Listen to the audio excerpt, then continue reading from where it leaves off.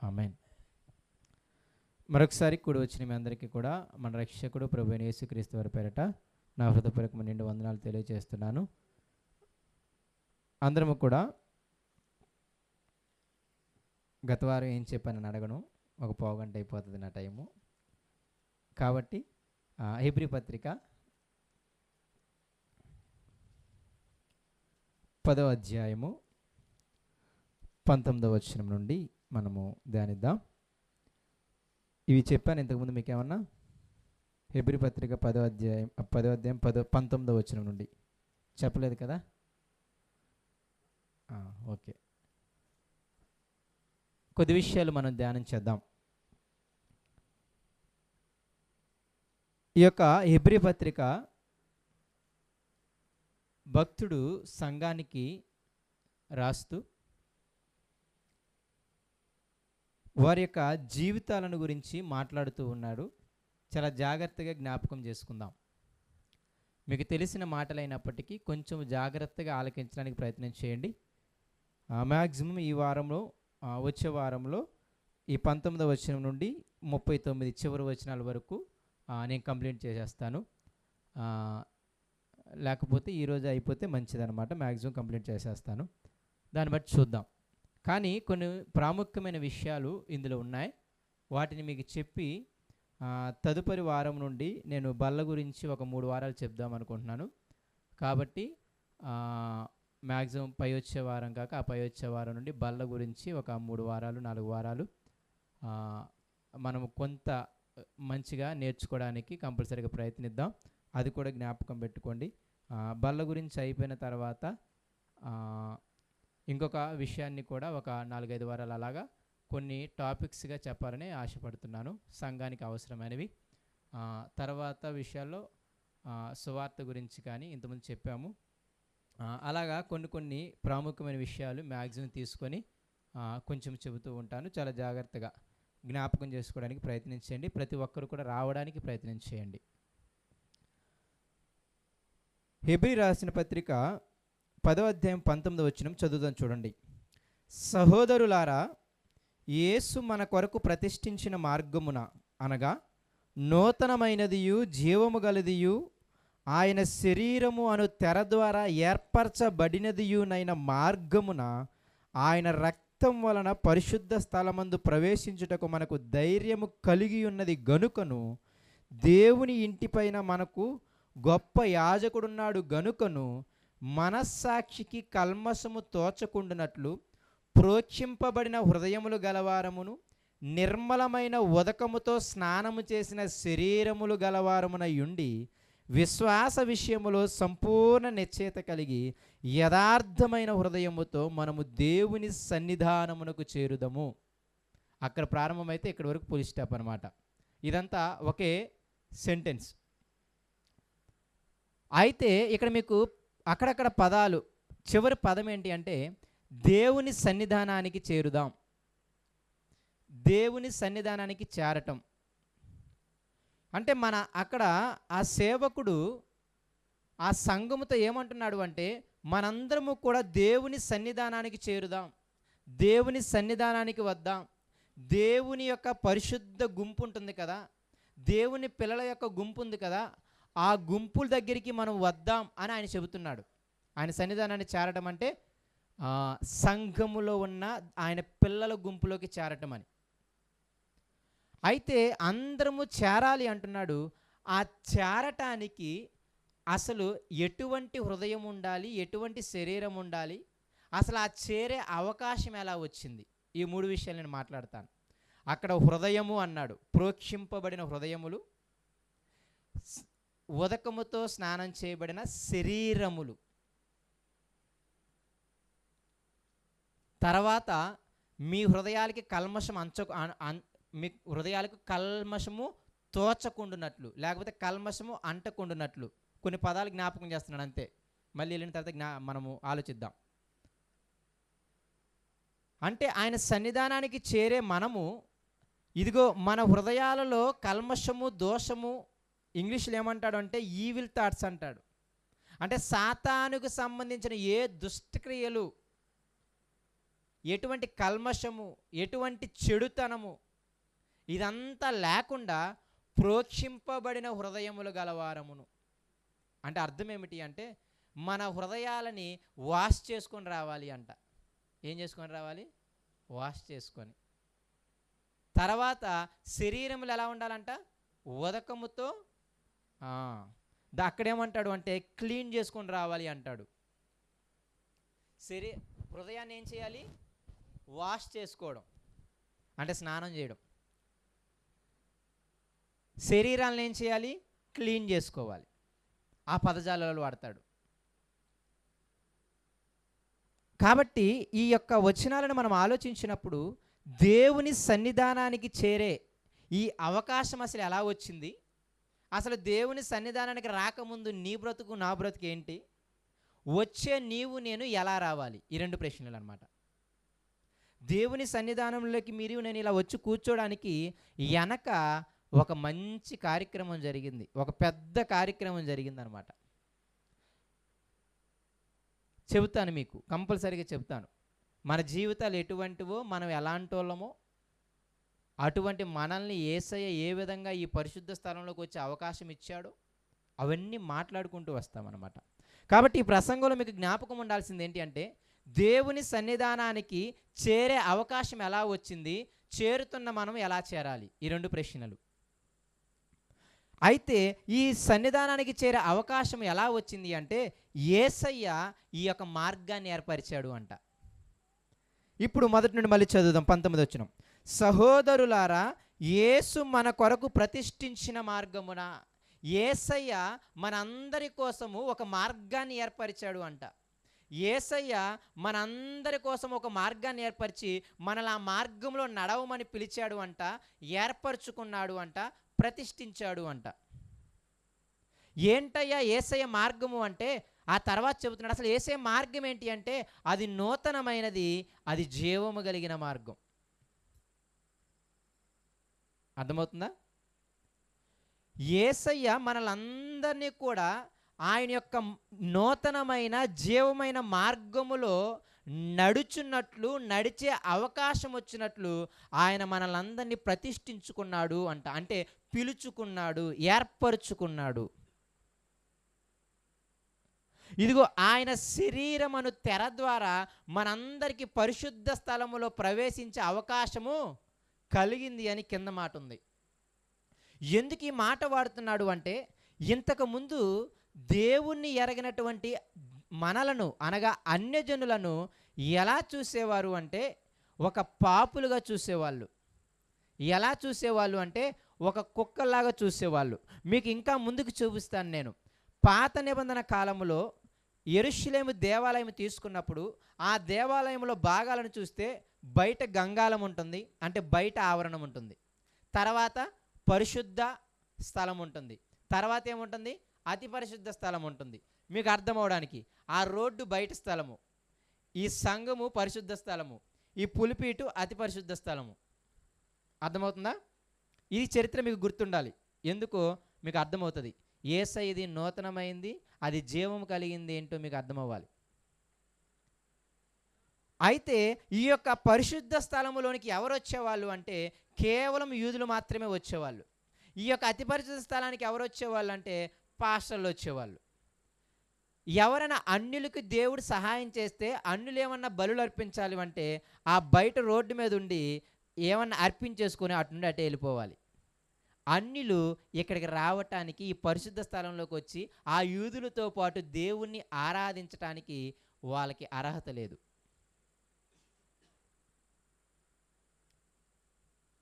దేవుణ్ణి ఎరగని జనాంగానికి ఇదిగో వాళ్ళందరూ ఏం చేయాలంటే ఆ బయటుండి మాత్రమే దేవుని చూచుకొని ఆరాధించుకొని వెళ్ళిపోవడం తప్ప, లేకపోతే దేవుడు చేసిన మేలుని బట్టి ఏదో ఒక బలి అప్పగించేసి వెళ్ళిపోవడం తప్ప ఈ యూదులతో కలిసి వాళ్ళు దేవుని మాటలు వినే అవకాశం లేని స్థితి. ఈ సందర్భాన్ని మీకు అర్థమవడానికి ఇంకొన్ని విషయాలు నేను చెబుతాను. యేసుక్రీస్తు వారి దగ్గరికి కనాను స్త్రీ వచ్చి ఇదిగో మా అమ్మాయికి ఇలా బాగలేదు అయ్యి అంటే అప్పుడు యేసయ్య అన్న పదజాలం ఏంటి చెప్పండి? పిల్లలకు తీసివేసి కుక్క పిల్లలకి పెట్టడం భాగ్యం కాదు అన్నాడు. అంటే ఆ కనాను స్త్రీని ఏమన్నాడంటే నువ్వు కుక్క అన్నాడు. అర్థమవుతుందా మీకు? నేను ఇజ్రాయేలుల కోసం వచ్చాను. ఇజ్రాయేలులు పిల్లలు, దేవుణ్ణి ఎరిగిన ఆ కనాను స్త్రీ అంటే అన్యులు, వాళ్ళనేమో కుక్క పిల్ల అన్నాడు. అదేంటి యేసయ్య అంత మాట అన్నాడని మీరు అనుకోమాకండి. ఆనాడు యోధా జాతి ఆ యొక్క దేవుని ఎరగని వారిని అలా చూసేది. ఆ యోధా జాతి ఎలా చూస్తుందో యేసయ్య అక్కడ రిప్రజెంట్ చేస్తున్నాడు అనమాట. అందుకే మీకు చూస్తే యేసయ్య మాటి మాటికి పాపులతో కలిసి భోజనం చేస్తుంటే అప్పుడు పరిసయ్యులు సద్దుకాయలు ఏమంటున్నారు చెప్పండి? నువ్వేంటి పాపులతో కలిసి భోజనం చేస్తున్నావు, సొంకులతో కలిసి భోజనం చేస్తున్నావు, వాళ్ళ ఇంటికి వెళ్తున్నావు ఏంటి, మనం వాళ్ళ ఇంటికి వెళ్ళకూడదు కదా అని యూదులు అనేవాళ్ళు. ఒకవేళ వాళ్ళ ఇంటికి వెళ్ళిన గిన్నె వస్తే ఇంట్లో బాగా తోముకుని ఇంట్లో పెట్టుకునే వాళ్ళు అనమాట. దేవుణ్ణి ఎరగని వారిని ఒక పాపాత్ములుగా, ఒక నీచులుగా చూసేవాళ్ళు యూదులు. పైగా ఏమనేవాళ్ళు తెలుసా? ఈ దేవుడు మా దేవుడు, మీకు అసలు దేవుడే లేడనే వాళ్ళు అనమాట. అదే ఎఫ్సి పత్రికలో రాస్తూ మన స్థితి గురించి మాట్లాడతాడు చూడండి. ఎఫ్సి పత్రిక 2వ అధ్యాయం రండి.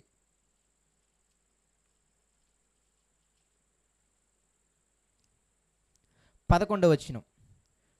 మన గురించి కొన్ని బిరుదులు ఇస్తాడు, చాలా జాగ్రత్తగా చూడండి మన పరిస్థితులు ఏంటో. కాబట్టి 2వ అధ్యాయం 11వ వచనం ఎఫ్సి పత్రిక. కాబట్టి మునుపు శరీర విషయములో అన్యజనులయ్యుండి, మనం ఎవరు అంటే అన్యజనులు మొదటిది. తర్వాతి మాట, శరీరమందు చేతితో చేయబడిన సున్నతి గలవారు అనబడిన వారి చేత సున్నతి లేని వారు అనబడిన మీరు. చాలా కష్టంగా ఉందా? అంటే సున్నతి చేయబడిన వారి చేత మీరు ఎలా పిలువబడేవాళ్ళు అంటే వీళ్ళు సున్నతి లేని వాళ్ళు మన దగ్గరికి రానివద్దు అనేవాళ్ళు అనమాట. రెండోది, సున్నతి చేయబడిన వాళ్ళు ఎవరింతకి? యూదులు. ఆ సున్నతి చేయబడిన వారి చేత మీరు ఎలా పిలువబడేవాళ్ళు తెలుసా? సున్నతి లేని వారు, వీళ్ళతో సాంగత్యం చేయకూడదు, వీళ్ళ ఇంటికి వెళ్ళి భోజనం చేయకూడదు, వీళ్ళ పిల్లని మన అబ్బాయికి చేసుకోకూడదు, వాళ్ళ అబ్బాయిని మన అమ్మాయికి చేసుకోకూడదు అని యూదులు అన్యజనులుగా వారిని అలా చూసేవాళ్ళు అనమాట. ఫస్ట్ బిరుదేంటి? అన్యజనులు. రెండవ బిరుదేంటి? సున్నతి లేని వారని పిలువబడేవాళ్ళు. మూడోది చూడండి, ఆ కాలమందు ఇజ్రాయేలుతో సహపౌరులు కాక, వాళ్ళతో మీరు సమానులు కాదు.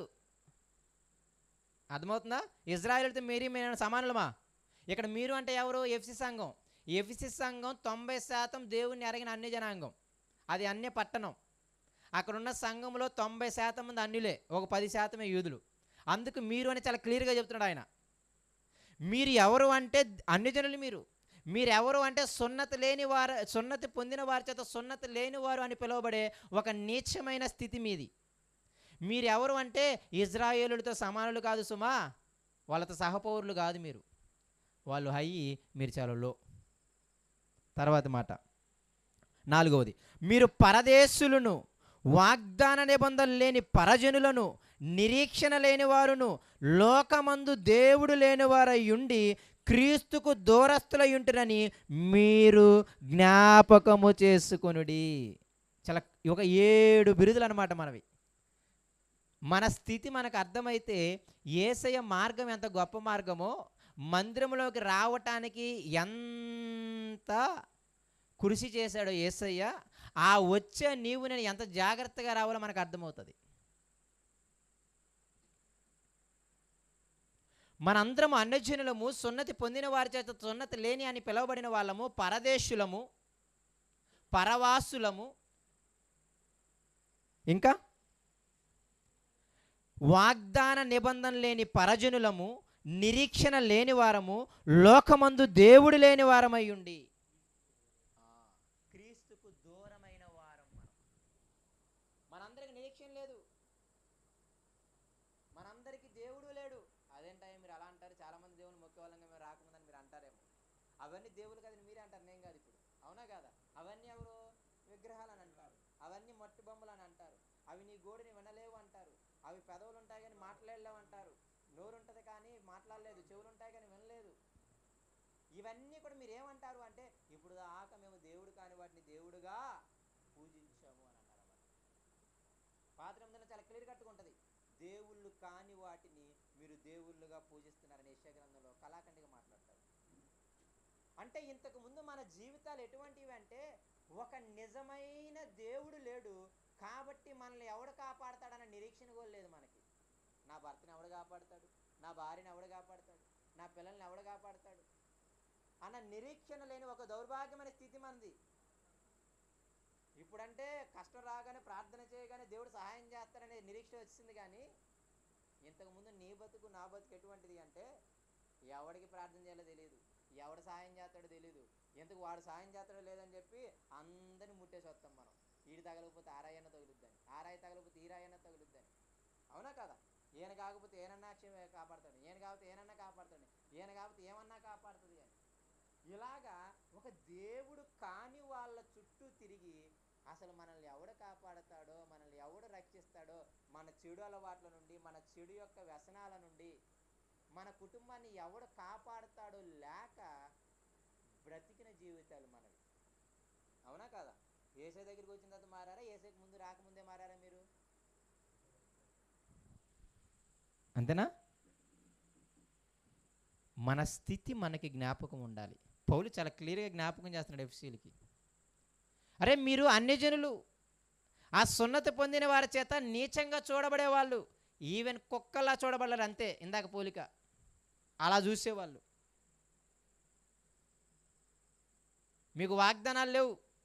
యూదులను అడిగితే మాకు పరలోకం అంటారు, యూదులను అడిగితే మేము అబ్రహాం సంతానం మాకు పరలోకం అంటారు, మీరెవరని అడుగుతాడు మనల్ని. అవునా కదా? అంతేనా కదా? ఇటువంటి ఒక దయనీయమైన దారుణమైన జీవితాన్ని గడుపుతూ మనల్ని కాపాడేవాడు లేక, మన బాధ వినేవాడు లేక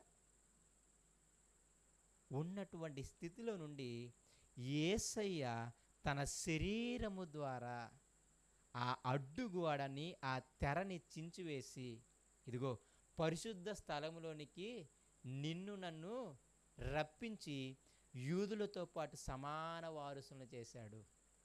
కిందకి వెళ్ళిన తర్వాత మీకు అర్థమవుతుంది. మునుపు మీరు క్రీస్తుకు దూరస్తులై ఉంటే యేసయ్య ఇప్పుడు మన ఉభయుల్ని ఏం చేశాడు? సమానం చేశాడని ఉంటుంది ఎఫ్సీ పత్రికలో. మీరు చదువుతున్నారు లేదా నాకు తెలియదు ఎఫ్సీ పత్రిక, మరి బైబిల్ స్టడీ అప్పుడు చదవకపోతే నేనేం చేయలేను. మీరందరూ మునుపు దూరస్తులు, ఇప్పుడు ఉభయులు ఏమయ్యారు? ఈక్వల్ అయ్యారు. అంటే ఆ గేట్లో నుండి యూదులతో పాటు కలిసి మనము కూడా ప్రార్థించుకునే అవకాశము, మనము కూడా దేవుణ్ణి అడిగే అవకాశము, మనకి ఒక నిరీక్షణ, మనకి దేవుడు చేసిన వాగ్దానం పరలోకం, ఇవన్నీ ఎవరి అంటే మనకి కూడా. యేసయ్య ఆయన శరీరము ద్వారా, ఆయన రక్తము ద్వారా ఏం చేశాడు అంటే ఈ జీవము కలిగిన మార్గాన్ని ఏర్పరిచాడు. అంతకుముందు మన మార్గం ఏంటి తెలుసా? మరణ మార్గం. ఇదే ఎఫెసీ పత్రిక 2:1 చదవండి. పాపములతోనూ అపరాధములతోనూ చచ్చిన వారయ్యుండి శరీరం యొక్క మనసు యొక్క కోరికలు నెరవేర్చుకుంటూ మీరందరూ దేవుని ఉగ్రత పాలవలసిన వారు, మీరందరూ పరజనులు, మీరందరూ పరదేశులు, అసలు మీరు నీచంగా చూడబలే వాళ్ళు. ఆ 2వ అధ్యాయం అంతా అదే చెబుతాడు. ఆ ఎఫెసీ సంఘానికి వాళ్ళ స్థితి జ్ఞాపకం చేస్తాడు. కానీ యేసయ్య ఒక్క ఆయన తన ప్రాణం పెట్టి తన శరీరము ద్వారా పరిశుద్ధ స్థలములోనికి వచ్చే అవకాశం ఇచ్చాడు. ఈ జీవము కలిగిన మార్గాన నడిచే అవకాశం ఇచ్చాడు. శరీరానుసారమైన మనస్సు మరణం, ఈ లోకము మరణం, కానీ యేసయ్య మార్గము జీవము. మీరు చాలా ఈజీగా ఈ మార్గం వచ్చింది అనుకుంటున్నారేమో. ఎప్పుడైతే యేసయ్య వచ్చాడో అప్పుడేమన్నాడు తెలుసా? ఇక యూదుడని లేదు, గ్రీసు దేశస్తుడని లేదు, స్త్రీ అని లేదు, పురుషుడని లేదు. ఎప్పుడు వచ్చింది ఈ అవకాశం? యేసయ్య ఏర్పరిచిన మార్గం ఇది. యేసయ్య నీకు నాకు ప్రతిష్ఠించాడు ఈ మార్గం. ఈ మార్గం ఏంటంటే ఒక జీవము కలిగిన మార్గమయ్యా. ఆయన రక్తము ద్వారా, ఆయన శరీరము ద్వారా, ఆయన ప్రాణం పెట్టి మనందరికీ పరిశుద్ధ స్థలములో ఇదిగో దేవుని పిల్లలతో కలిసి మనము కూర్చొని దేవుణ్ణి ఆరాధించే, దేవుణ్ణి అడుక్కునే ఈ అవకాశము మనకు వచ్చింది. పాత నిబంధన మీరు చదువుతున్నప్పుడు చూడండి, అన్ని జనులు పనోళ్ళుగా ఉండేవాళ్ళు, దాసులుగా ఉండేవాళ్ళు, దాసీలుగా ఉండేవాళ్ళు. చరిత్ర అంతా చూసుకుంటే చాలా దయనీయమైన స్థితి దేవుని ఎరగని వారిది. అదేంటి దేవుడు ఏమన్నా పక్షపాత? ఆ మాటల తర్వాత చూద్దాం, అవన్నీ వద్దులే. కానీ మీరు జ్ఞాపకం పెట్టుకోవాల్సింది ఏంటి అంటే, యేసయ్య మార్గం ఏంటి? జీవము కలిగిన మార్గమా? నిజమే, జీవము కలిగిన మార్గమే.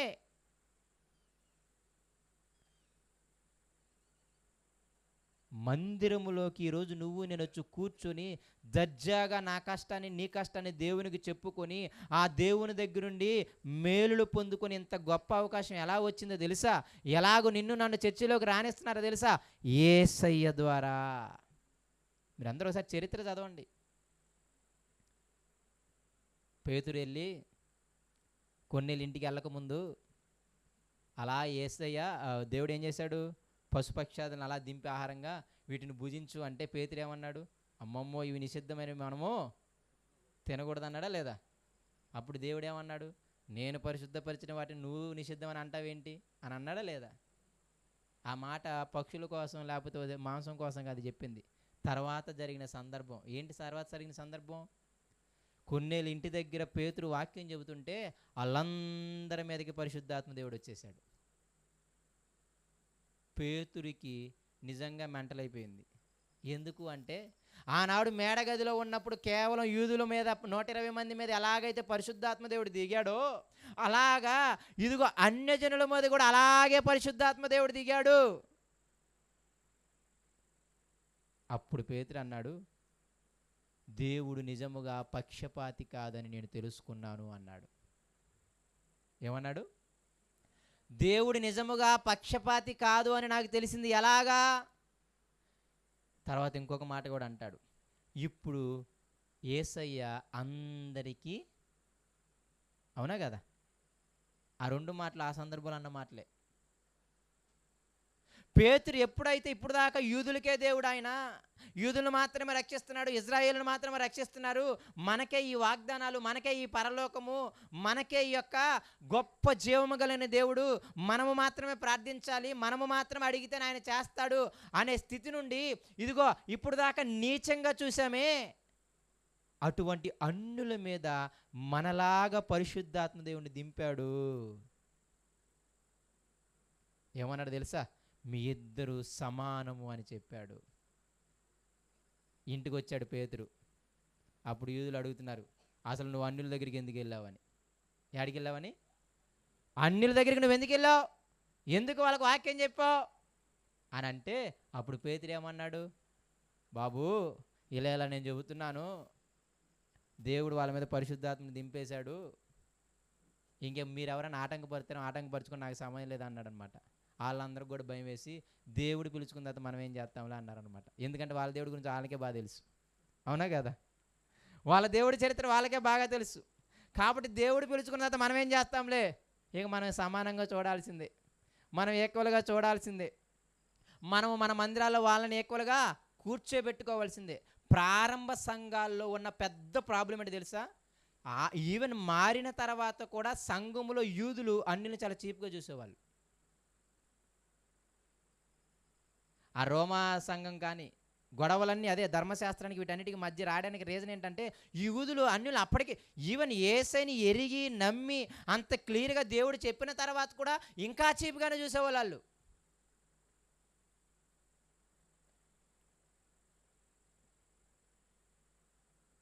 ఎందుకు ఇదంతా జ్ఞాపకం చేస్తున్నాను అంటే, మన స్థితి అది, మనందరి స్థితిగతులు అవి. చీ అనిపించుకున్న వాళ్ళం మనం. అటువంటి మనల్ని యేసయ్య కృప ద్వారా, ఆయన శరీరము ద్వారా ఇప్పుడు మనలందరినీ కూడా ఈక్వల్గా చేశాడు. ఇప్పుడు ఉన్నతమైనడు చిన్నవాడనేం లేదు. యేసయ్య నామంలో ఎవడైతే బాప్తిస్మం పొందాడో వాళ్ళందరూ ఇంకెవరు? సమానము. అందుకే ఎఫ్సీ పత్రికలో చాలా క్లియర్గా అన్నాడు. ఆయన ఏం చేశాడు తెలుసా? ఇజ్రాయేలులకి అన్యులకి ఉన్న వైరాన్ని ఏం చేశాడు? తీసేసి సమాధానపరిచాడు. యేసయ్య ఏమయ్యాడు తెలుసా? ఉభయుల్ని సమాధానపరిచాడు. అందుకే యేసయ్యకి ఏం పేరుంది తెలుసా? సమాధానకర్త. ఏమి సమాధానకర్త? యూదులు అని విర్రవీగే వాళ్ళు, అన్యులని నీచంగా చూసేవాళ్ళు వాళ్ళని, అటువంటి వాళ్ళని ఏం చేశాడు తెలుసా? వాళ్ళిద్దరి మధ్య వైరాన్ని తీసేసి సమాధానపరిచాడు.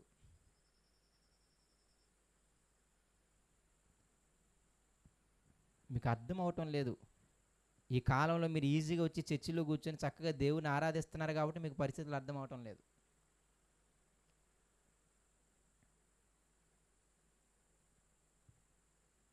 చాలా ఈజీగా వచ్చి అందరూ దైవజనులు వచ్చేసి అందరికీ ఆ సువార్త చెప్పేయడం వల్ల మీరు ఏమనుకుంటున్నారంటే ఇదేదో పెద్ద చీప్ అయిపోయినట్టుందనమాట, ఇదేదో సింపుల్ అయిపోయినట్టుందనమాట. ఒకానొక రోజు దీంట్లోకి రావడానికి అసలు మనకు అర్హతే లేదు. బయటుండి, రోడ్డు బయటుండి సైలెంట్గా వెళ్ళిపోయే జీవితాలు మనవి.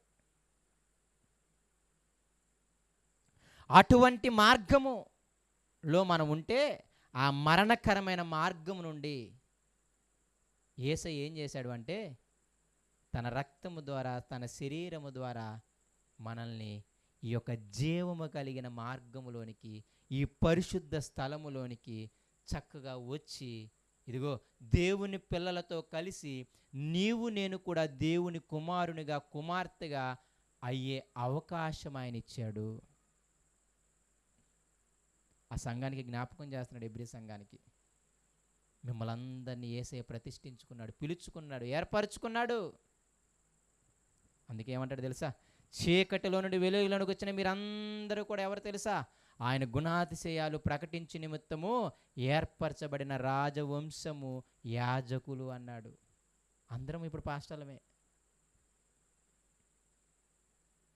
ఎలా ఇచ్చాడు ఈ ఈక్వాలిటీ? ఇంతకుముందు అతి పరిశుద్ధ స్థలంలోనికి ఒక్క ప్రధాన యాజకుడు మాత్రమే, లేకపోతే యాజకులు మాత్రమే వెళ్ళేవాళ్ళు అనుకుందాం. కానీ ఇప్పుడు ఏం చేశాడు? మనందరము అతి పరిశుద్ధ స్థలంలోకి వెళ్ళగలిగే అవకాశం ఇచ్చాడు. ఎలా? మనందరి బలి కోసం ఒక్కసారి ఆ ప్రధాన యాజకుడు బలి అయ్యాడు. ఆ మాట కూడా చూసాం అందులోనే ఎబ్రీ పత్రికలో. మీకు వాటిలో ఉన్న ఆ మాటలో ఉన్న సారాంశాన్ని నేను చెబుతున్నాను. నేను ఎందుకు ఈ మాటలు ఎంత క్లియర్గా చెబుతున్నాను అంటే, ఇంతకుముందు అది మన చరిత్ర. మనందరము పాపములతో, అపరాధములతో మరణకరమైన జీవితాన్ని గడిపేవాళ్ళం. ఎవడు మన గోడు ఎవడంటాడో తెలియదు, మన బాధ ఎవడంటాడో తెలియదు, ఎవడు మనల్ని రక్షిస్తాడో తెలియదు, ఎవడికి చెప్పుకోవాలో తెలియదు. ఒక సరైన దేవుడు లేడు మనకి, ఒక నిరీక్షణ లేదు మనకి. ఆ పదాలు మీకు అర్థం అవ్వాలి. అటువంటి జీవితాన్ని యేసయ్య తన రక్తము ద్వారా, తన ప్రాణం పెట్టి మీకు ఇచ్చాడయ్యా ఈ అవకాశం. అయితే ఈ మందిరములకు వచ్చే మీరు నేను ఎలా రావాలంటే తెలుసా? మన హృదయములను పరిశుద్ధపరుచుకొని, మన శరీరాలని పరిశుద్ధపరుచుకొని, ఒక యథార్థమైన హృదయముతో మనము ఆ మందిరములోకి రావాలి అంట.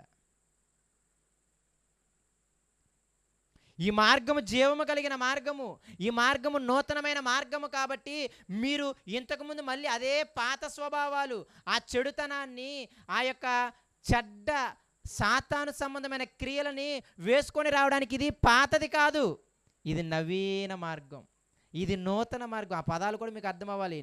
నూతనమైనది, జీవము కలిగింది అనే మాటల యొక్క అర్థం మీకు అర్థం అవ్వాలి. మనందరము ప్రాచీన స్వభావాన్ని విడిచిపెట్టి నవీన స్వభావాన్ని ధరించుకోవలసిన వారం. మనమంతా పాతవన్నీ గతించిపోయినవి, నూతనవన్నీ మనం కూడా చెయ్యాలి. మనమంతా ఎవరు? నూతన సృష్టి. ఏంటి ఇవన్నీ నూతనం నూతనం అంటున్నామే? ఇవన్నీ ఎలా వచ్చాయి? యేసయ్య నూతనమైనడు కాబట్టి మనం ఆ మార్గం వెళ్తున్నాం కాబట్టి మనకు నూతన మార్గం వచ్చింది. యేసయ్య జీవం కలిగిన వాడు కాబట్టి ఆయన మార్గంలో నడుస్తున్నాం కాబట్టి మనకి జీవం వచ్చింది. ఇప్పుడు చదవండి మీరు ఎబ్రీ పత్రిక 10వ అధ్యాయం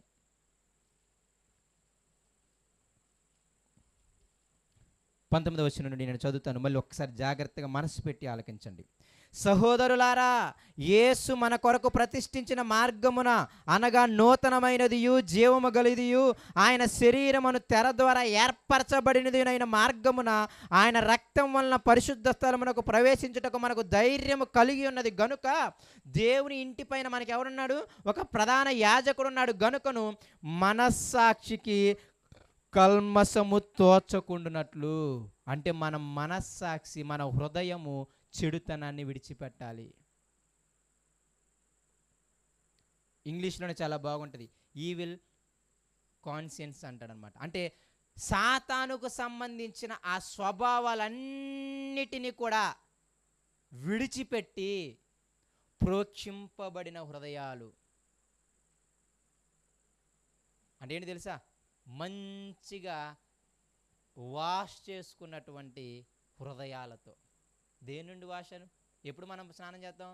ఎందుకు స్నానం చేస్తాం చెప్పండి? ఎందుకు కడుగుతాం చెప్పండి? ఎందుకు క్లీన్ చేస్తాం చెప్పండి? ఏదన్నా అంటితే దాని నుండి తొలగించుకోవడానికి, అంతేనే కదా? మన శరీరాలకి, మన హృదయాలకి ఆ యొక్క సాతాను యొక్క కల్మషము, ఆ సాతాను యొక్క దుష్టత్వము, ఆ సాతాను యొక్క చెడుతనము, ఇదిగో అన్నీ కూడా మన హృదయానికి, మన శరీరానికి అంటుకున్నాయి.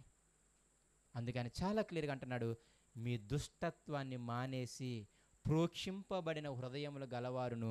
తర్వాత మాట, నిర్మలమైన ఉదకముతో స్నానము చేసిన శరీరములు గలవారమై ఉండి విశ్వాస విషయములో సంపూర్ణ నిశ్చయత కలిగి యథార్థమైన హృదయముతో మనము దేవుని సన్నిధానాన్ని చేరుదాం. దేవుని సన్నిధానానికి చేరే మనందరము కూడా మన హృదయాలని, మన శరీరాలని ఈ యొక్క దుష్టత్వము నుండి, సాతాను యొక్క చెడ్డ పనుల నుండి, ఆ యొక్క కల్మషము, క్రోధము, అల్లరి, కాముకత్వము, జారత్వము, వ్యభిచారము, మత్సరము, కుళ్ళు, కుతంత్రము, సరసోక్తులు, పోకిరి చేష్టలు, చేయ తగని విగ్రహారాధన, ఎన్ని చేష్టలు ఉన్నాయి చూసారా? వీటన్నీ కూడా దుష్టత్వము, ఇవన్నీ కూడా సాతాను కలిగించే చెడుతనము. వీటన్నిటిని విడిచిపెట్టాలి. మంచి హృదయాన్ని, మంచి శరీరాన్ని. ఇక్కడ హృదయము శరీరము రెండు ప్రాముఖ్యమే. హృదయము పరిశుద్ధంగా ఉంచుకున్నప్పుడు శరీరాన్ని కూడా పరిశుద్ధంగా ఉంచుకోవాలి. దేవుడికి శరీరంతో పని లేదండి, హృదయం ఒకటి ఉంటే చాలు అని అనమాకండి.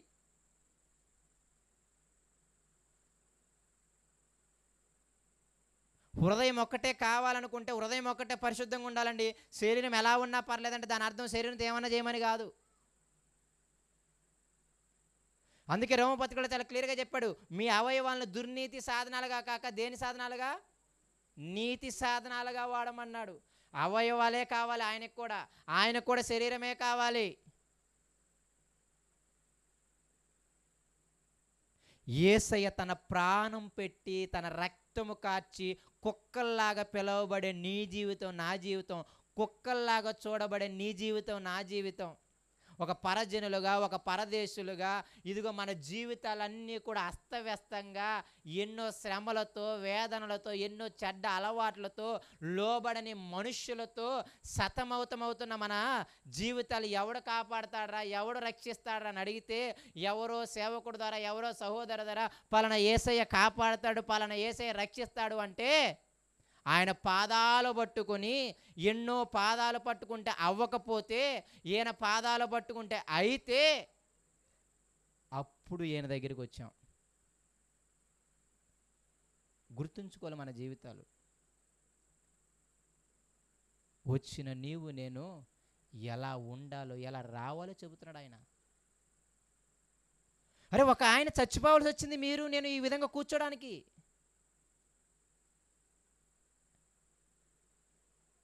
పౌలు అదే అంటాడనమాట, క్రీస్తు ప్రేమ నన్ను బలవంతం చేస్తుంది అంటాడు. ఎందుకు అంటే, అదేంటిరా నాయన, మంచివాడు సైతం కూడా ఒకటి చచ్చిపోవడం అరుదు, అలాంటిది చెడ్డ వాళ్ళైన నా కోసం చచ్చిపోవడం ఏంటి ఆయన? ఎప్పుడైనా ఆలోచిస్తారన్నమాట. పౌలు చెప్పే మాటలు నిజంగా అనిపిస్తుంటాయి. మంచిగా ఉంటేనే ఒకటి చనిపోవడం కష్టం. ఎప్పుడో పూర్వకాలంలో అంటారు, తన కుమారుడు కుమార్తె చనిపోతే తల్లిదండ్రులు కూడా చచ్చిపోయారు అని. ఈ కాలంలో మీరు అంటారు, ఈ కాలంలో వెళ్ళరు. ఎప్పుడైనా మీరు చూసారా? రెక్కల కష్టంతో తల్లిదండ్రులు పెంచితే వాళ్ళు చనిపోతే వాళ్ళతో పాటు చనిపోయిన కుమారులు కుమార్తెలను చూస్తున్నారా మీరు?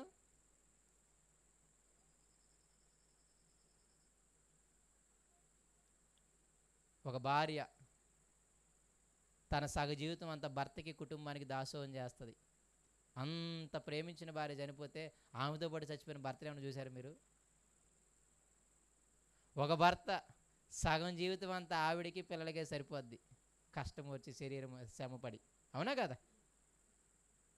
అటువంటి భర్త చచ్చిపోగానే చనిపోయిన భార్యను ఏమైనా చూసారా మీరు?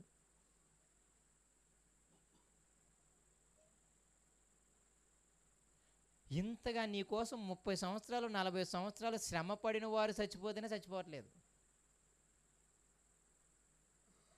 ఆలోచించండి మీరు. పౌలు నడిపించిన ఇంధనం అదే. అందుకు రోమిలతో చాలా క్లియర్గా నేస్తాడు, మంచివాడి సైతం ఒకటి చచ్చిపోవడం అరుదయ్యా, అలాంటిది ఆయన నమ్ముకున్నవని ఇంటింటా జొచ్చి మరి నేను చంపేసి జైల్లో పెట్టేశా. అటువంటి నాలాంటోడికి డైరెక్ట్గా ఆయనే ప్రత్యక్షమయ్యి నన్ను మార్చుకొని నన్ను ఆయన పనికి ఎన్నుకోవడం ఏంటి? నన్ను 100 మంది 1000 మంది విశ్వాసులు గౌరవించే సేవకునిగా నేను వెళ్ళిపోతుంటే నా మెడ మీద పడి ముద్దులు పెట్టి ఎల్లమాకొని ఏడ్చి అంత గొప్ప ప్రేమ కలిగిన వ్యక్తులను అప్పుడప్పుడు చరిత్రలు అనిపిస్తుంది. పౌలు అలా తన బ్యాగు ఆ యొక్క అంగి అలా వెళ్తుంటే ఫిలోమోనే ఎవరు అంట, మంచి ధనవంతుడు అంట, ఆ ఏరియాలో పలుకుబడి ఉన్న అధికారి, మన భాషలో ఎమ్మెల్యే ఎంపీ. ఆయన బస్సు ఎక్కించడానికి ఆయన మూట మోసుకుంటూ వచ్చేవాడంట, పౌలు మూట. నిజమే, అబద్ధం చెప్పట్లే నేను, మీకు అర్థమవడానికి చెప్తున్నా. ఒక ఎమ్మెల్యే ఒక ఎంపీయో పాస్టర్ గారి బ్యాగ్ మోసుకుంటా, ఆయన సూట్ కేసు మోసుకుంటా ఒక బస్సు ఎక్కిస్తున్నారనుకోండి, అసలు జనం అంతా ఎలా చూస్తారు చెప్పండి? అరే అంత ధన్యత ఎలా వచ్చింది నీకు? పౌలుకి తెలుసు, ఇంతకుముందు నా జీవితం అందరి చేత ద్వేషింపబడే జీవితం, చీచి అనబడే జీవితం, ఆడేం మనిషి అనబడే జీవితం. అటువంటి జీవితం నుండి అందరూ నన్ను ప్రేమించే జీవితం. నేను జైల్లో ఉంటే ఆ ఫిలిప్పీ సంఘం నా అవసరాల కోసం వాళ్ళ సేవకుడితో సహా పంపిస్తున్నారు నాకు సామాను. ఆయన జైల్లో ఉంటే ఆయన ఎలా తింటాడు, ఏం తింటాడో తెలియక పాపం కష్టపడతాడేమో. జైల్లో డేరాలు కుట్టుకోవడం కూడా ఉండదుగా, బయట అంటే డేరాలు కుట్టుకున్నాడు బతికేసేవాడేమో. జైల్లో ఉంటాడు, పని చేసుకోవడానికి ఉండదు, సరిగ్గా వసతులు ఉండవు అని చెప్పి ఆ ఫిలిప్పీ సంఘం తన సొంత సేవకుడైనటువంటి ఎపఫ్రోదితుతో ఆయనకి కావలసినంత సామాను పంపిస్తుంది. అప్పుడే రాశాడు ఫిలిప్పీ పత్రిక కృతజ్ఞతతో. పౌలుకి చాలా క్లియర్గా తెలుసా ఈ మార్గం ఎంత జీవం కలిగిన మార్గమో, ఈ మార్గం ఎంత నూతనమైన మార్గమో. యేసయ్య తన మరణం ద్వారా మనందరికీ గౌరవం తీసుకొచ్చాడు. ఎవడు నువ్వు నేను వందనాలు చెప్పడానికి, ఇంటికి వస్తే భోజనం పెట్టడానికి, ఇంటికి వస్తే నీతో నాతో ప్రార్థన చేయించుకోవడానికి, నువ్వు నేను హాస్పిటల్లో ఉంటే నీ దాన్ని సందర్శించడానికి. ఎవరు వాళ్ళంతా? రక్త సంబంధం కాదుగా. ఇదంతా జరిగింది దేని ద్వారా అంటే యేసయ్య మరణము ద్వారా. పౌలుని కలిచి వేసింది అది. మంచి వాళ్ళ సైతం ఒకడు చచ్చిపోవడం అరుదు, అలాంటిది పాపాత్ములు అయిన మన కోసం, ఆయన దూషించిన మన కోసం, ఆయన్ని పట్టించుకొని మన కోసం, మళ్ళీ బ్రతికిందంతా ఆయన ద్వారానే. ఆయన గాలి, ఆయన నీరు, ఆయన భూమి మొత్తం ఆయనదే. ఆయన సూర్యుడు అన్నమాట. ఒకసారి జ్ఞాపకం తెచ్చుకోండి, దేవుడు తాను మరణించి ఇచ్చిన మార్గం ద్వారా ఈరోజు ఇంత చక్కగా మన అందరం అన్యోన్యంగా ఇంత ప్రేమగా ఉండగలుగుతున్నాం. బయట దొరకట్లేదు ఇలాంటి ప్రేమను, చచ్చిపోతున్నారు, మీకు తెలిసలేదు. సంఘంలో కూడా రేరుగా దొరుకుతుంది, అది సర్వసంగతి. కానీ ఆ దొరికేది ఇక్కడే దొరుకుతుంది, మళ్ళీ ఎక్కడ దొరకట్లేదు. బయట ఎలా ఉంటుందంటే సొంతలో చంపుకుంటున్నారనమాట. మరణకరమైన మార్గం అదంతా, మీకు అర్థమవటం లేదు. వాళ్ళు ఎవరు భక్తి చేయలేం కాదు, అందరూ భక్తి చేసే వాళ్ళు ఉన్నారు. విషయం ఎందుకు అంటున్నాను అంటే దేవుడు ఎంత మంచి మార్గాన్ని మనం నిలబెట్టాడో మనకు అర్థం అవటం లేదు. ఆ మార్గాన్ని మనం ఇంకా ఏం చేస్తాం తెలుసా? అయినా మన హృదయాలను మార్చుకోకుండా, అయినా మన శరీరాలను మార్చుకోకుండా దౌర్భాగ్యమైన జీవితాలతో దేవుని సన్నిధానానికి చేరుతున్నాం మనం. ఇంకా అదే సాతాను యొక్క పాప పనులు చేస్తూ ఆ లోకము గురించి ఇంకా ఏమి తిందామా, ఏమి త్రాగుదామా, ఏమి ధరించుకుందామని ఆలోచించుకుంటూనే అసలు ఆయన రాజ్యాన్ని, నీతిని వెతకడము మానేసినటువంటి బ్రతుకులు మనవి. ఆ సంఘానికి జ్ఞాపకం చేస్తున్నాడు, సంగమా ఈ మార్గము అంత ఈజీగా రాలేదు. ఇప్పుడు నువ్వు ప్రార్థన చేయగానే అన్నీ దేవుడు చేసేస్తున్నాడే, ఈ దేవుడు ఇంతకుముందు నీ దేవుడు కాదు. మునుపు మనందరం దూరస్తులం. అప్పుడప్పుడు అనిపిస్తుంది యేసయ్య మాట దొరకకుండా ఉండే ఒక 60-40 కిలోమీటర్ల వరకు యేసయ్య మాట దొరకకుండా ఉంటే అప్పుడు తెలిసి వస్తుంది ఏంటో దేవుడి మార్గం అనేది. ఏ బాధ ఎవడికి వచ్చుకోవాలో చెప్పుకోవాలో తెలియదు, ఎవరిని అడగాలో తెలియదు. అటువంటి స్థితి నుండి ఈ మార్గం మనకు వచ్చింది. అందుకే మీ హృదయాలు సరిగ్గా ఉండాలి, మీ శరీరాలు సరిగ్గా ఉండాలి. అలా మీరు ఎక్కడికి రావాలి? దేవుని సన్నిధానానికి రావాలి, దేవుని పిల్లలతో కలిసి ఉండాలి. రెండో మాట, వచ్చే వాళ్ళేమో అలా వస్తున్నారు, కొందరైతే అసలు రావట్లేదంట. రెండో గుంపు చెబుతున్నాడు. రెండో గుంపు కింద ఏమంటున్నాడు చూడండి, 29వ వచనం, 24వ వచనం. కొందరు మానుకొనుచున్నట్టుగా సమాజముగా కూడుట మానక ఒకరినొకడు హెచ్చరించుచు ఆ దినము సమీపించడం మీరు చూచిన కొలది మరి ఎక్కువగా అలాగు చేయొచ్చు. ప్రేమ చూపుటకును సత్కార్యములు చేయుటకును ఒకనొకడు పురికొల్పవలని ఆలోచింతుము. కొందరేమో వస్తున్నారు దేవుని సన్నిధానానికి, కొందరేమో వస్తున్నారు దేవుని పిల్లలతో కలిసి ఉండడానికి. కానీ వచ్చే వాళ్ళ హృదయాలు బాగలేవంట, వాళ్ళ శరీరాలు బాగలేవంట. ఇంతకుముందు నా జీవితం ఇలాంటిది, నా కోసం యేసే చచ్చిపోయాడు, ఇప్పటికన్నా నేను నీతిగా బ్రతకాలి, యథార్థంగా బ్రతకాలి.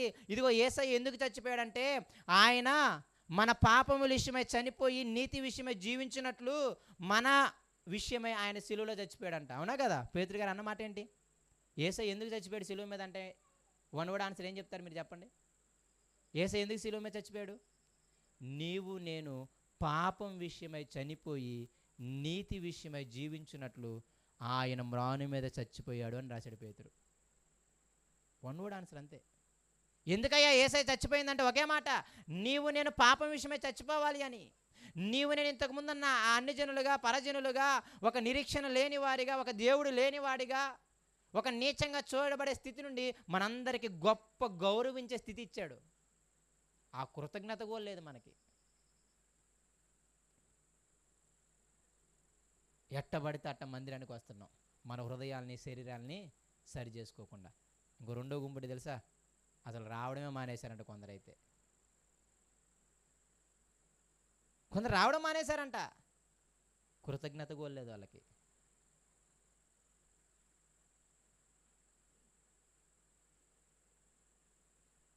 అందుకే ఆయన చాలా క్లియర్గా అంటున్నాడు, సంఘానికి వచ్చి మీరేం చేయాలి తెలుసా? వచ్చిన మీరందరికీ 2 బాధ్యతలు ఇచ్చాడు అక్కడ. ప్రేమ చూపుటకును సత్క్రియలు చేయుటకును ఒకరినొకడు ఏం చేయాలి? పురికొల్పుకోవాలి. వచ్చిన తర్వాత మనకు బాధ్యతలు ఉన్నాయి. నువ్వు దేవుని పిల్లలతో కలిసినప్పుడు ఆ పిల్లలు నువ్వేం చేయాలి తెలుసా? ఒకడు దేవుని పని చేయటంలో చల్లారిపోయి ఉంటాడు, వాడికి ఏం చేయాలి? దేవుని పని చేద్దాం రా అని వాడిని సత్క్రియలు చేసేదిలాగా మనం ఏం చేయాలి? పురికొల్పడం అంటే లేపటం, రేపటం.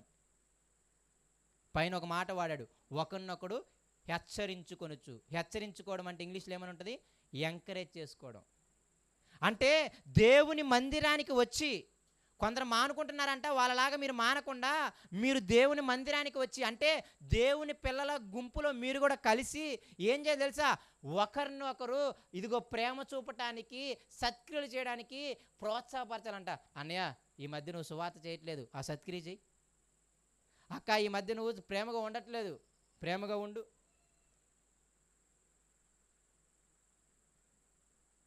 అని నీవు నేను ఇంకొక వ్యక్తిని ఏం చేయాలంట? రేపాలి అంట. మనం ఎలా ఉన్నాం తెలుసా? ఆ వ్యక్తి నాకు వందనాలు చెప్పలేదని మందిరం మానేస్తున్నాం అనమాట. ఆ వ్యక్తి ఇంతకుముందు నాకు నవ్వుతూ వందనాలు చెప్పేది, ఇప్పుడు ఏమన్నా ఆయన చూడంగానే వందనాలు చెప్పడం లేదని చర్చి మానేస్తున్నారు. ఆ వ్యక్తి నన్ను సరిగ్గా పలకరించట్లేదని, ఆ వ్యక్తి నేను వ్యాధిగా ఉన్నప్పుడు మా ఇంటికి వచ్చి పలకరించలేదండి, అందుకే నేను మానేశాను అన్న విశ్వాసులు చాలామంది ఉన్నారు. అవునా కదా? అసలు దేవుడిచ్చిన పని ఏంటి చెప్పండి మీరు? మీరెళ్ళి మిగతా వాళ్ళని రేపాలి తప్ప మిమ్మల్ని ఇంకొకటి చేత రేపించుకోమని చెప్పలేదు ఆయన. 2 పాపాలు ఇవి, 2 అంతల నరకపాత్రులు మనం. మనం ఒకరిని ఇంకా బలపరచాల్సింది పోయి మనం ఏం చేస్తున్నాం? నన్ను ఎవడు బలపరచట్లేదని మనం మానేస్తున్నాం. దేవుడు మనకు బలపరిచే క్రమం ఇచ్చాడా, లేకపోతే నీవు ఇంకొకరితో బలపడని చెప్పాడా? అక్కడ ఏమన్నాడు? మీరు సన్నిధానానికి వెళ్ళి, మీరు చర్చికి వెళ్ళి, మీరు దేవుని పిల్లల గుంపులో కలిసి మీరేం చేయాలి తెలుసా? ప్రేమించటానికి, సత్క్రియలు చేయడానికి ఒకరినొకరు పురికొల్పుకోవాలన్నాడు.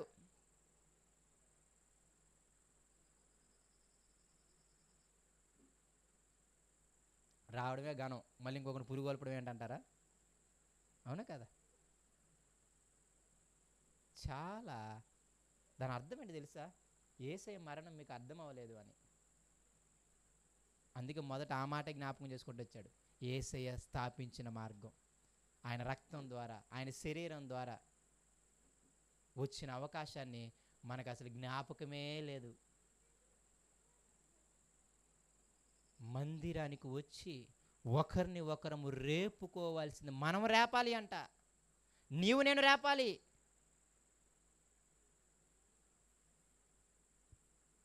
ఈ విధంగా ఆలోచిస్తే మనం ఎంత నరకపాత్రంలో చెప్పండి. మనల్ని చూసి ఇంకొకటి ఏమైనా దేవుని పని చేయడానికి ఆయత్తపరచబడుతున్నాడా? లేదు. మనల్ని చూసి ఇంకొకటి దేవుడి పని చేయడం ఆపేస్తున్నాడు. నిజంగా అప్పుడప్పుడు చూడండి, మన కార్యక్రమాలు చూస్తే మనల్ని చూసి మిగతా వాళ్ళు రావడం మానేస్తున్నారు. అలా ఉంటుందన్నమాట మంది. మనమే సువార్తకి వెళ్ళాం, మనమే మందిరానికి వెళ్ళాం, మనమే బైబిల్ చదవం, మనమే ప్రార్థన చేయం. ఇక మిగతా వాడు ఏం చేస్తాడు చెప్పండి? ఇంకొకటి రేపడం తర్వాత సంగతి. మనము ఆరిపోవడానికి కారణమవుతున్నాం. లేదు లేదు, దేవుడు చాలా క్లియర్గా చెబుతున్నాడు. యేసయ్య జీవము కలిగిన మార్గంలో మీకు పెట్టాడు, మిమ్మల్ని పిలుచుకున్నాడు.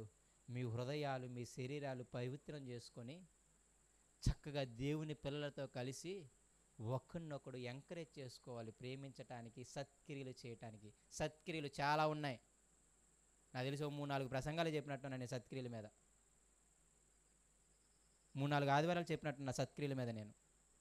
కానీ వీళ్ళు ఒకసారి అయ్యానండి మళ్ళీ. ఇవన్నీ చేయటానికి నీవు నేను ఇంకొక వ్యక్తిని రేపాలి అంట.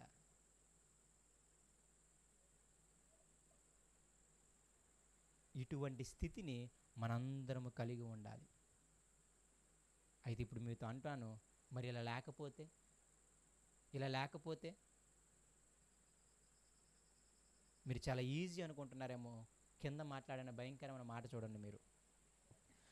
26వ వచనము, మనము సత్యమును గూర్చి అనుభవ జ్ఞానం పొందిన తరువాత బుద్ధిపూర్వకముగా పాపము చేసిన ఎడల పాపములకు బలి ఇకను ఉండదు గాని న్యాయ తీర్పునకు భయముతో ఎదురు చూచుటయు విరోధులను దహింపబోవు తీక్షణమైన అగ్నియుక ఉండును. సత్యమును గూర్చి మనం అనుభవ జ్ఞానం పొందిన తర్వాత ఉద్దేశపూర్వకంగా, హృదయపూర్వకంగా నీవు నేను పాపం చేస్తే అంటే అర్థం ఏంటి తెలుసా? ఇదిగో దేవుని మందిరంలోకి రావాలి అని, నేను దేవుని మందిరంలోకి వచ్చి దేవుని పిల్లల్ని ఏం చేయాలి తెలుసా?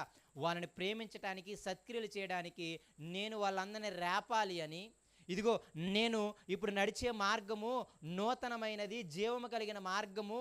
దేవుడు నన్ను ప్రతిష్ఠించుకున్నాడు, యేసయ్య ప్రతిష్ఠించుకున్నాడు, యేసయ్య పిలుచుకున్నాడు, తన ప్రాణం పెట్టి నన్ను ఈ యొక్క మందిరంలోకి పిలుచుకున్నాడని ఇవన్నీ జ్ఞాపకం ఉండి కూడా, ఇవన్నీ తెలిసి కూడా ఇంకా బుద్ధిపూర్వకంగా మీరు ఈ పనులు చేయకపోతే అదే దాని అర్థం.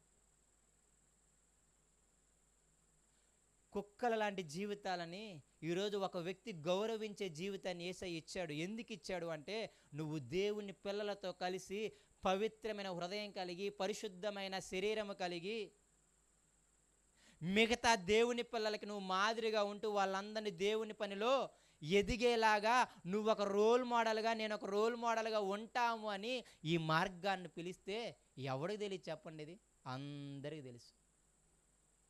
అయినా బుద్ధిపూర్వకముగా, ఉద్దేశపూర్వకంగా పాపం చేస్తే ఆ పాపానికి ఏముండదంట, ఇక బలి లేదంట.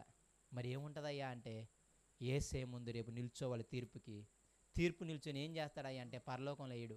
ఎక్కడేస్తాడంట, విరోధులను కాల్చబోయే తీక్షణమైన అగ్ని ఇక ఉండును. మీకు అర్థమవుతుందా? ఇలా చేయకపోవడం ఎంత పెద్ద పాపం తెలుసా? మీకు అర్థమవుతుందా?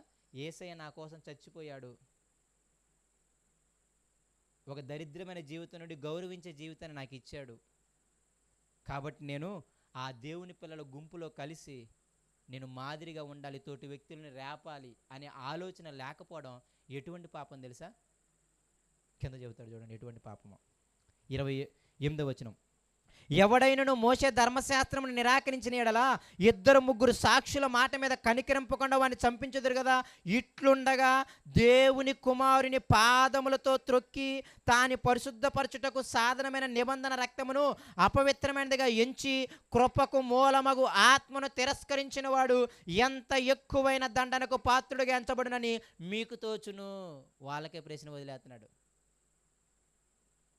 ఒక 2-3 సాక్షులు ఉంటేనే ధర్మశాస్త్రం ప్రకారం కనికరించకుండా చంపేయమంటే, వ్యక్తులు సాక్ష్యంగా ఉంటే, అటువంటిది యేసయ్యని పాదములతో తొక్కి, అర్థమవుతుందా? దేవుని ఆలయానికి మంచి హృదయాలు మంచి శరీరాలు కలిగి మిగతా వాళ్ళని ఆ విధంగా రేపకపోవటము యేసయ్యని పాదాల కిందేసి తొక్కడంతో సమానం. తాను పరిశుద్ధపరచుటకు నిబంధన రక్తం, అంటే మనము పరిశుద్ధపరచడానికి కారణమైన ఆ రక్తాన్ని మనం ఏం చేస్తున్నాం? ఇప్పుడు అపవిత్రంగా చేస్తున్నాం, మన ఇష్టం వచ్చినట్టు బతికి. మూడోది ఏంటి తెలుసా? కృపకు మూలమగు ఆత్మని మనందరం ఏం చేస్తున్నాం? తిరస్కరిస్తున్నాం. ఆత్మదేవుడు మన హృదయాల్లో ఉండి చెబుతాడు, మన సేవకుల్లో ఉండి చెబుతాడు, మన సహోదరుల్లో ఉండి ఎంతగా చెబుతాడో, మీరందరూ సత్క్రియలు చేయడానికి జగత్తు పునాది వేయబడక మునుపు ఏమయ్యాం? సృష్టింపబడ్డాం. అసలు మనల్ని పుట్టించిందే దేనికోసం? సత్క్రియలు చేయడానికి. ముందుగా సిద్ధపరిచాడంట సత్క్రియలు. మొత్తం ఎఫ్సి పత్రికలోదే అన్ని జనాంగ సమాజంతో చెప్తున్నాడు అవన్నీ. ముందుగా సిద్ధపరిచిన సత్క్రియలు చేయడానికే మనల్ని పుట్టిస్తే మనల్ని అందరిని ఎందుకు పుట్టించాడు? ఆయన మహిమ నిమిత్తం పుట్టించాడు. మరి మనందరం ఎలా బతుకుతున్నాం? ఏమి తిందమా, ఏమి త్రాగుదామా, ఏమి ధరించుకుందామా అన్న ఆలోచనలోనే వెళ్ళిపోయాం. ఎందుకు నేను ఈ విధంగా అంటున్నానంటే, ఇది ఫస్ట్ ప్లేస్ పెట్టాం, దేవుని సెకండ్ ప్లేస్ పెట్టాం. మనం దీనికోసం బతకట్లేదు. ఈరోజు దేవుని కూడా దీనికోసమే వాడుకుంటున్నట్టుంది ఇప్పుడు మనం. మీకు అర్థమవుతుందా? ఈ తిండి కోసం, బట్ట కోసం, దీనికోసం మనం దేవుని వాడుకుంటున్నాం. దేవుణ్ణి మహిమపరచడానికి మనం వచ్చామని మర్చిపోతున్నాం. ఎంత పెద్ద పాపాన్ని సాతాను మనకు మూటగడుతున్నాడు తెలుసా? ఎంత పెద్ద పాపాన్ని నీ ద్వారా, నా ద్వారా, మన కుటుంబాల ద్వారా దేవుడు మూటగడుతున్నాడు తెలుసా? సాతాను, క్షమించండి, ఎటువంటి మూట? యేసయ్యని నీ పాదాల కింద, నా పాదాల కింద వేసి తొక్కుతున్నామంట. ఒకసారి ఆలోచించండి, ఆ సీన్ ఒకసారి ఆలోచించండి. పరిశుద్ధులతో కలిసి ప్రేమించటం, సత్క్రియలు చేయటానికి మిమ్మల్ని మీరు మిగతా వారిని రేపుకోకపోతే, దేవుని పరిశుద్ధులతో పవిత్రమైన హృదయం కలిగి పవిత్రమైన శరీరాలు కలిగి మీరు రాకపోతే, ఆయన అంటున్నాడు, మీరు యేసయ్యని పాదాల కింద తొక్కిందంతో సమానం, యేసయ్య రక్తాన్ని అపవిత్రంగా ఎంచిన దాంతో సమానం, ఈ దేవుని పరిశుద్ధాత్మ ఉన్నాడే అతన్ని తిరస్కరించిన దాంతో సమానం. అరే, నీ బతుకు ఎలా ఉంటుందో ఒకసారి ఆలోచించు. 2-3 సాక్షులు ఉంటేనే చంపేయమన్నాడు కనికరించకుండా. ఒక ఆబోధ శోభను తెలియని ఆయన పాదాల కింద వేసి తొక్కుతుంటే ఊరుకుంటాడా? ఏమి తోచును అని చెప్పి తర్వాత దేవుడి క్యారెక్టర్ జ్ఞాపకం చేస్తున్నాడు. మీరు నమ్ముకున్న దేవుడి క్యారెక్టర్ మీరు మర్చిపోయారు. మీరు నమ్ముకున్న దేవుడు ఎటువంటి వాడు తెలుసా? చూడండి 30వ వచనం, పగ తీర్చుట నా పని, నేనే ప్రతిఫలం నిత్తును, మరియు ప్రభువు తన ప్రజలకు తీర్పు తీర్చుననియు చెప్పిన వాని గూర్చి ఎరుగుదము కదా. దేవుని 2 క్యారెక్టర్లు మీరు మర్చిపోయారు. ఆయన పగ తీర్చుకునేవాడు అని. వదిలిపెట్టడు, కంపల్సరీ వదిలిపెట్టడు. ఆయన ఎటువంటి వాడంట? ప్రతిఫలం ఇచ్చేవాడు. మీరు ఏ పంటకు వస్తే, ఏ విత్తనం ఎత్తితే ఆ పంటే కోస్తారు. దేవుని రాజ్యాన్ని నీతిని వెదిగితే దానికి తగిన పంటే కోస్తారు. ఏమి తిందామో ఏమి తాగుతుందో దీంట్లోనే కొట్టుకెళ్ళిపోతే దానికి సంబంధించిన పంటే కోస్తారు. ఇక్కడ నెగిటివ్ సెంటెన్స్లో చెప్తున్నాడు, మీరు విత్తిన పాపానికి దానికి తగిన ప్రతిఫలం కోసుకుంటారు మీరు. దేవుడు కంపల్సరీగా ప్రతీకారం తీర్చుకుంటాడు, పగ తీర్చుకుంటాడు. ఆ దేవుడి క్యారెక్టర్లు మీరు మర్చిపోయారేమో అని చెప్పి మనందరికి నోటెడ్ మాట. ఏం మాట తెలుసా?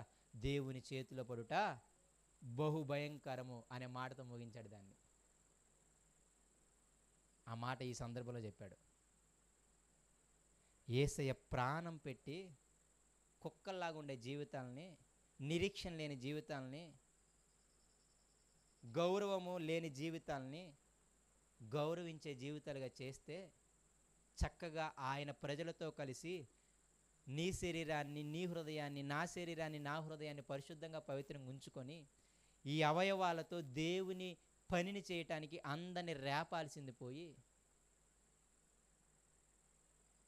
ఇంకా నీవు నేను పాపపు పనిలో ఉంటే ఆయన అంటున్నాడు, దేవుడు పగ తీర్చుకుంటాడు, మీరు ఆయన చేతిలో పడతారు.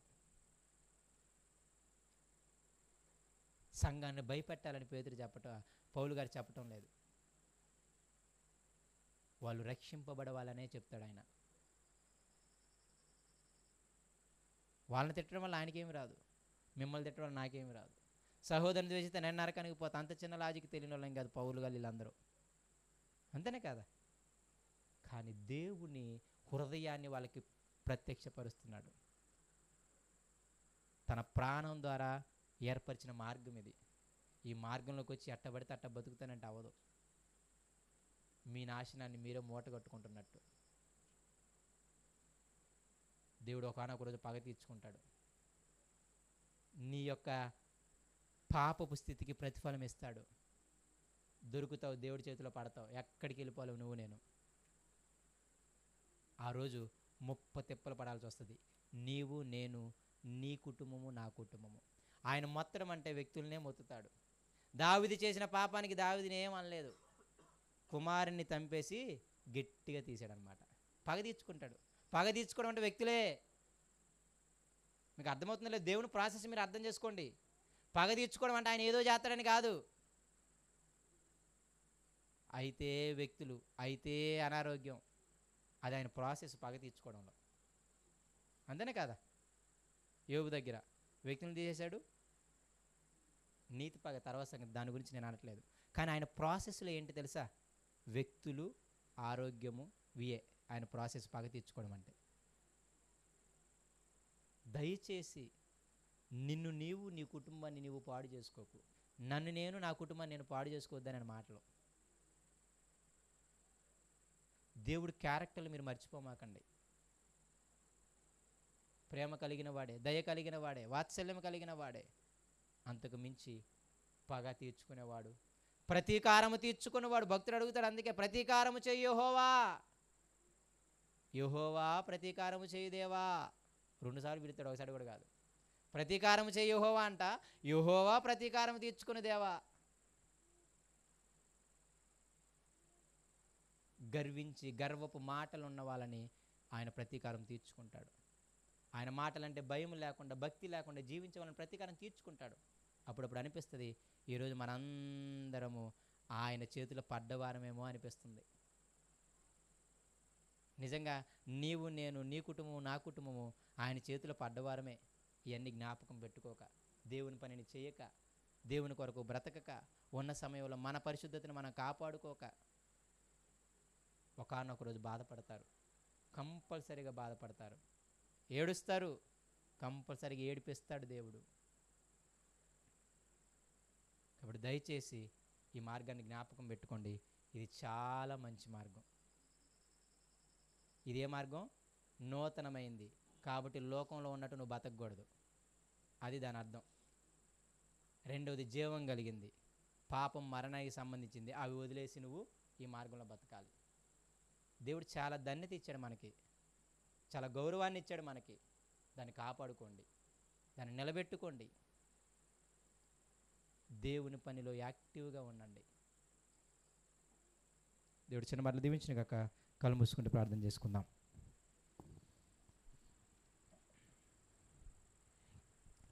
పరిశుద్ధుడా, ప్రేమ కలిగిన మా తండ్రి, మరొకసారి నీకు వందనాలు, నీకు స్తోత్రాలు. ఇదివరకు మమ్మల్ని కాపాడుతూ మీరు ఎక్కడి కింద భద్రపరుస్తూ వచ్చిన విధానమును బట్టి